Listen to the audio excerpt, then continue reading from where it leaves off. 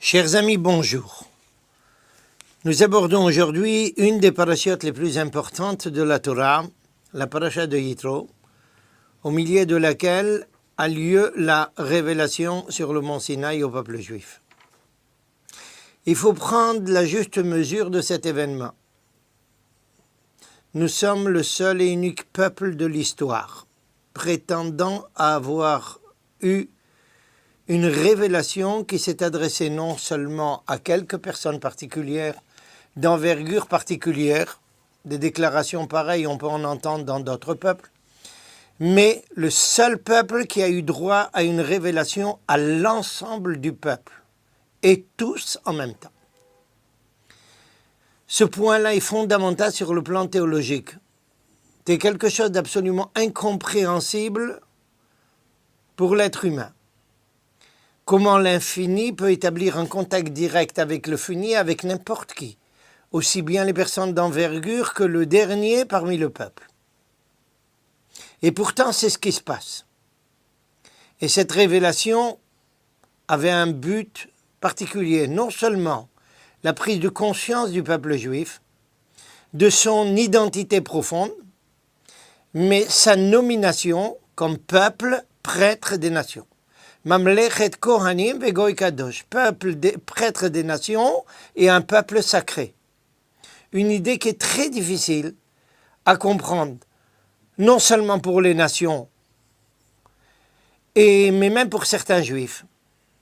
Chez les nations, quand cette idée se soulève, on se rebelle un petit peu contre elle, ou quelquefois beaucoup. On a tendance à l'assimiler avec une espèce de racisme, ce qui est très très loin d'être le cas. Et chez le peuple juif, certains d'entre nous qui n'arrivent pas à supporter leur identité juive n'acceptent pas justement cet investissement de peuple prêtre et de nation sacrée.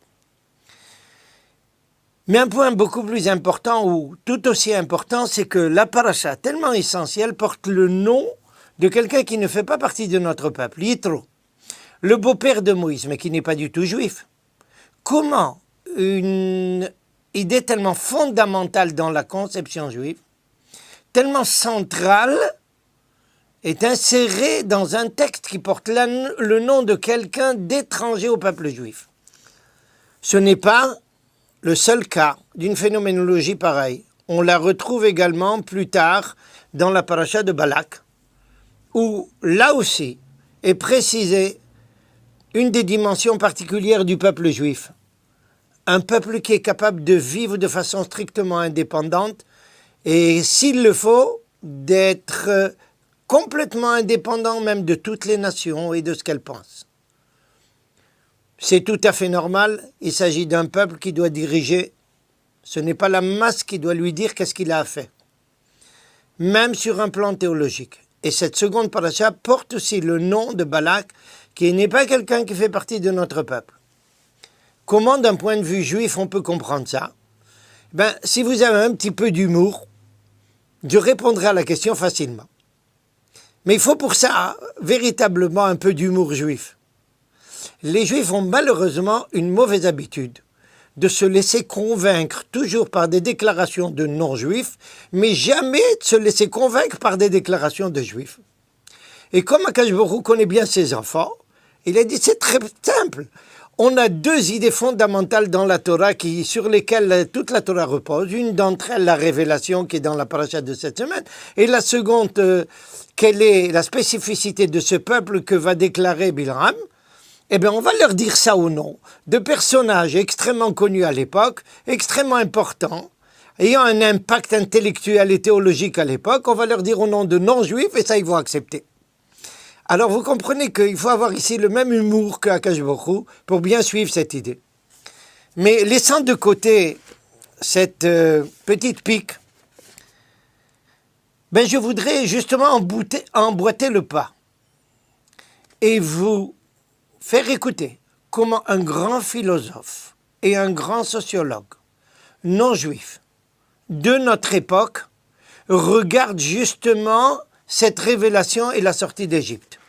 Ou plus exactement la sortie d'Égypte qui se poursuit par cette révélation. Écoutez ce qu'il a écrit. Il s'agit d'un texte qui a été écrit en 90 autrement dit il y a moins d'une trentaine d'années. Mais un texte à mon avis extrêmement important et d'une personnalité non juive de haut standing. Je souhaite que mes amis juifs me pardonnent d'empiéter sur leur domaine. Je voudrais seulement expliquer une vérité qui me tient à cœur, à savoir que c'est Israël qui a inventé la liberté. Le fait décisif, le fait fondateur, c'est la libération d'Égypte. Et c'est beaucoup plus que la fuite d'un peuple semi-esclave. Il y en a eu d'autres. C'est une aventure qui est vécue et ensuite rappelée comme à la fois fondatrice du peuple, mais aussi comme donnant son caractère essentiel au Dieu d'Abraham. Il est le libérateur. Et de fait, lorsqu'on remonte à Abraham, ce Dieu qu'il appelle est aussi le libérateur, celui qui fait sortir le patriarche de l'adoration des idoles et qui l'envoie dans le risque de la liberté. Cette aventure de Moïse se passait 1300 ans avant l'ère vulgaire, donc 600 ou 700 ans avant que les philosophes grecs ne parlent de liberté. Mais la liberté est dure à vivre. L'errance d'Abraham, celle du peuple dans le désert, épreuve de la liberté, la diaspora, tant de siècles plus tard, sera aussi l'épreuve de la liberté. Il peut paraître bien curieux que je qualifie Israël ainsi, car enfin, quelle image nous, Goïm, en avons-nous? Un peuple légaliste, étroit, sectaire, un noyau dur et solidaire. Et nous ne comprenons pas que ces caractères même dérivent du fait fondateur, peuple de la liberté. Mais n'est-ce pas le contraire? Il faut comprendre. Alors que le peuple libéré erre dans le désert, il apprend que plus la liberté est grande, plus il est nécessaire de vivre avec des valeurs précises et une Torah. Sans quoi la liberté devient le n'importe quoi. Et très vite on retombe sous d'autres esclavages. J'aime beaucoup la formule de Karl Barth. Le décalogue délimite un espace à l'intérieur duquel nous sommes effectivement libres.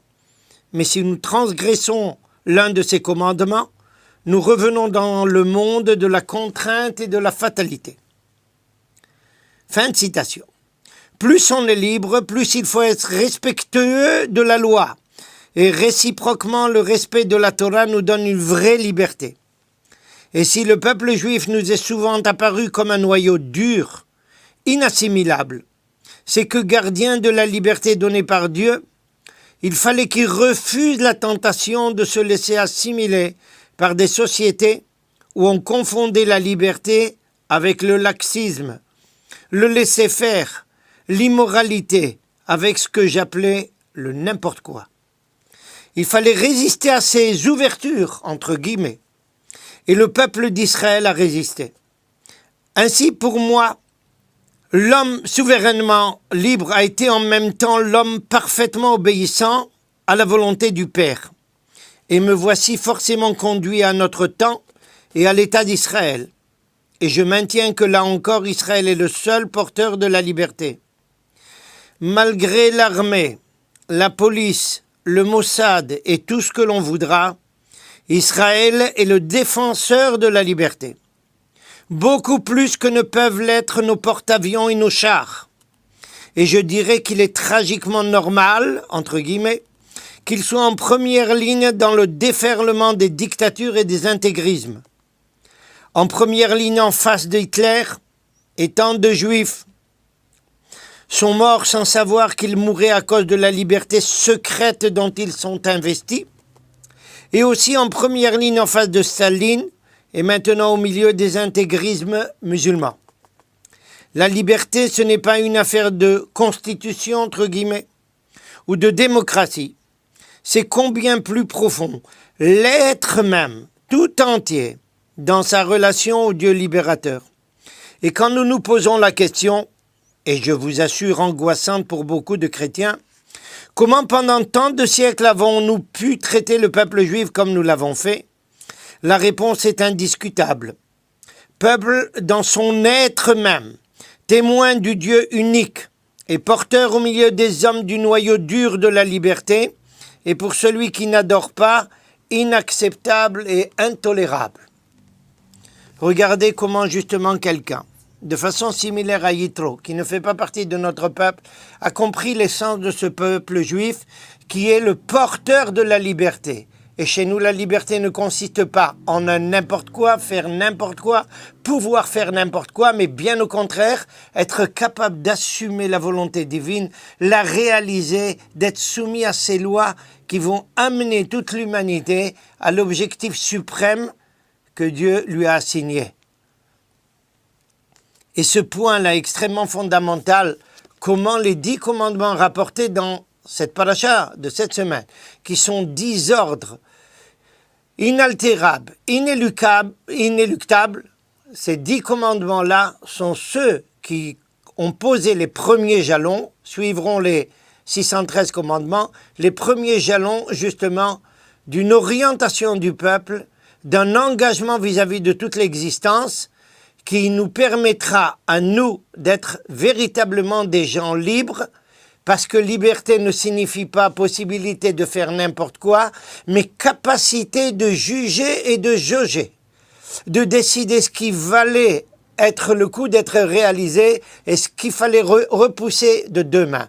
C'est ça la véritable liberté, celle qui est capable d'apprécier les choses à leur juste valeur, et ce n'est que l'enseignement de Torah qui permet ça.